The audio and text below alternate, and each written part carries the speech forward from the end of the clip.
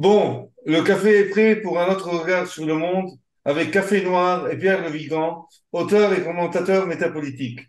Je suis Gilbert Daouet d'Avatar Édition et notre émission d'aujourd'hui s'intitule La métrie, le monisme intégral. Comme d'habitude, avant de commencer, un rappel du triptyque de YouTube, d'Odyssée et de X. N'oubliez pas de cliquer sur s'abonner, suivre sur X, la cloche des notifications et sur le pouce vers le haut. N'oubliez pas aussi d'intervenir en postant vos commentaires et bien entendu d'acheter nos livres et de faire des dons mensuels ou ponctuels. Café, c'est parti. Bonjour. Bon, voilà, cher Pierre. Alors, qui est le philosophe La Métrie? Oui, alors Lamétrie est un philosophe un petit peu oublié. Il est né en 1709, il est mort jeune en 1751. Il est mort d'une indigestion d'ailleurs, ce qui a fait sourire ceux qui le critiquaient parce qu'il avait expliqué qu'il fallait profiter des plaisirs de la vie. Mais il n'y a pas forcément de relation de cause à effet. Alors en fait, la métrie est intéressant pour plusieurs raisons. Alors l'une, c'est qu'il correspond, il est un des principaux philosophes de ce qu'on a appelé les Lumières radicales. Alors pour faire très court, on peut dire qu'il y a trois courants dans les Lumières. Il y a les Lumières classiques, les Lumières qu'on pourrait appeler modérées, avec Voltaire, avec d'Alembert, avec Adam Smith en Angleterre, et aussi avec Emmanuel Kant en Allemagne. Il y a les Lumières radicales avec quelqu'un comme Lamétrie, avec l'abbé Mélier, avec le baron d'Holbach, hein, on en parlera peut-être au cours d'une autre émission. C'est ces lumières radicales, comme le nom l'indique. Radicales, ce sont les lumières qui poussent au bout, ce sont les penseurs qui poussent au bout les prémices de la pensée des Lumières et qui vont au-delà de la remise en cause de la religion et de la providence divine pour aller vers un matérialisme athée. Et puis, il y a un troisième courant des Lumières, et ben, c'est Jean-Jacques Rousseau, et là, on serait tenté de dire, ça serait tout un autre débat, on reviendra peut-être dessus au cours d'une autre émission. Ce sont les Lumières qui ne sont pas tout à fait les Lumières parce qu'elles sont pessimistes sur la nature humaine et qu'elles ne croient pas forcément au progrès. Donc, en fait, trois courants des Lumières. Les Lumières qui ne sont pas vraiment les Lumières, c'est en fait Jean-Jacques Rousseau. Les Lumières radicales avec notamment la métrie et les Lumières classiques modérées avec Voltaire, d'Alembert, le courant de l'encyclopédie.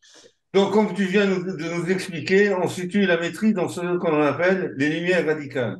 Mais quelles sont-elles? Les lumières radicales. Alors, les lumières radicales se caractérisent essentiellement par le matérialisme et le monisme.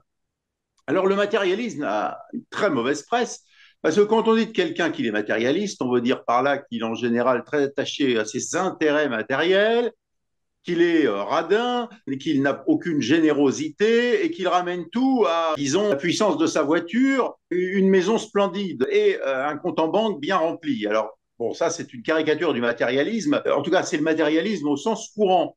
Mais évidemment, quand on parle du matérialisme philosophique, ça n'a aucun rapport avec ça. Alors, le matérialisme philosophique, c'est considérer en fait que toutes les choses ont un support matériel, que la distinction entre le corps, le corps matériel, le corps humain, le corps des animaux aussi, et l'âme n'a pas de sens parce qu'en fait, l'âme ne peut pas exister sans le corps. Si nous sommes morts, si on nous coupe la tête, eh bien, nous n'avons plus d'âme, nous n'avons plus d'esprit, nous n'avons plus d'intellect, nous ne pouvons plus réfléchir. Que donc, en fait, tout a un support matériel. Ça ne veut pas dire que tout se résume au corps vivant et matériel, mais qu'il n'y a pas d'âme sans matérialité. Le deuxième aspect, en fait, important pour les matérialistes, souvent, c'est l'idée d'une unité de la matière, c'est-à-dire l'idée que finalement, le vivant, c'est de la matière complexifiée, qu'il n'y a pas forcément une rupture intégrale entre le vivant inerte, par exemple une pierre, un caillou dans un jardin, et le vivant animé, comme celui des plantes, encore plus animé, comme celui des animaux, et encore plus animé, comme celui des humains. L'idée, c'est qu'il y a en fait une continuité du vivant, et que nous-mêmes, les humains, nous sommes de la matière extrêmement complexifiée, mais nous sommes quand même de la matière. Voilà l'idée principale des matérialistes.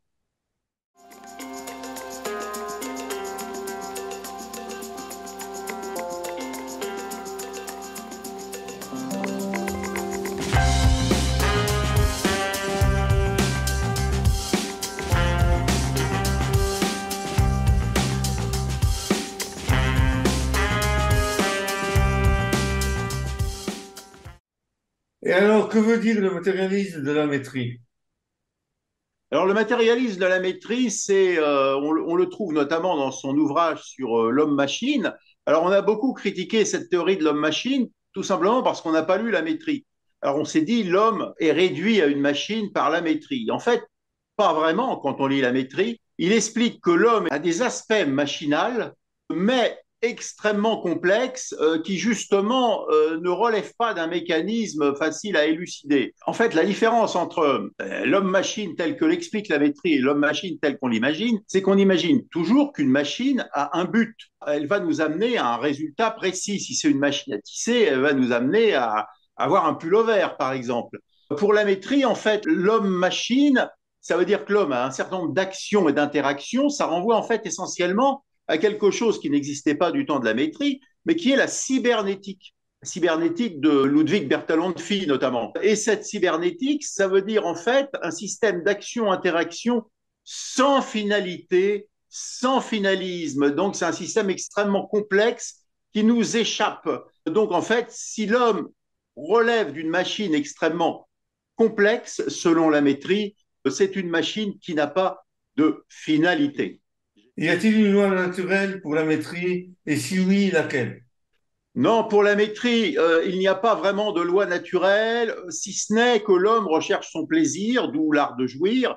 Donc, en ce sens, la métrie se rapproche des philosophes matérialistes de l'Antiquité tels que les épicuriens. Mais il n'y a pas une loi naturelle au sens où l'homme invente les différents domaines de sa jouissance. Il prend ceux qui existent dans la nature, mais il est capable d'en inventer de nouveaux. Donc, il n'y a pas de ce point de vue de loi Bon, naturelle. alors, cher ami, le mot de la fin. Bah, le mot de la fin, c'est qu'il faut retravailler sur la métrie. C'est un peu ce que je fais dans Avez-vous compris les philosophes, tome 5, qui est paru il y a quelques mois et qu'on peut trouver essentiellement sur Amazon, édition La Barque d'Or. Effectivement, redécouvrons la métrie et sortons des idées simplistes sur le matérialisme. En fait, le matérialisme, c'est à la fois une joie de vivre, fondamentalement, c'est ça. C'est une joie de la présence matérielle du monde, c'est une sorte de jubilation devant les plaisirs du monde, et je crois que cette jubilation, nous en avons bien besoin. Bon, le Vigan et Dawet, c'est fini pour cette semaine. Merci et à la prochaine. À bientôt, cher Gilbert, et à bientôt à tous nos auditeurs et téléspectateurs, comme on disait du temps de Léon Zitrone. À bientôt.